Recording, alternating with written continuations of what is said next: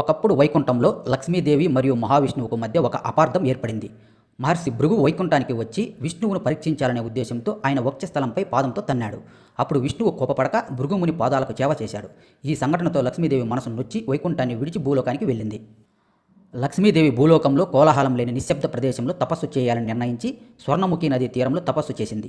లక్ష్మీదేవిని వెతుక్కుంటూ మహావిష్ణువు కూడా భూలోకానికి వచ్చి వెంకటాద్రి పర్వతాలలో నివసించడం ప్రారంభించాడు. అప్పటి నుంచి ఆయన్ను శ్రీనివాసుడు, వెంకటేశ్వరుడుగా పిలవడం మొదలైంది. భూలోకంలో ఆకాశరాజు అనే రాజు ఉండేవాడు. అతనికి పద్మావతి అనే సుందరమైన కూతురు ఉండేది.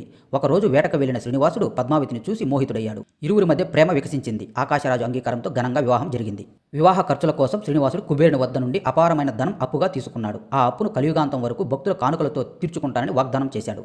అందుకే నేటికి భక్తులు హుండీలో కానుకలు సమర్పిస్తారు. కలియుగంలో భక్తులను రక్షించేందుకు శ్రీ వెంకటేశ్వరుడు తిరుమలలో స్థిర నివాసం చేశాడు. నిత్యం ఓం నమో వెంకటేశయ్య నామస్మరణ చేసే భక్తుల కోరికలు తీరుస్తాడని విశ్వాసం. తిరుమల 7 కొండలు. ప్రతి కొండ ఒక విశేష ఆధ్యాత్మిక శక్తిని సూచిస్తుంది. శేషాద్రి ఆదిశేషుడి రూపంగా భావిస్తారు. వృషభాద్రి నందితో సంబంధించిన కొండ. గరుడాద్రి శ్రీమన్నారాయణుడి వాహనం గురించి సూచిస్తుంది. అంజనాద్రి ఆంజనేయుడి జన్మస్థలం. నీలాద్రి నీలిదేవి తపస్సు చేసిన కొండ.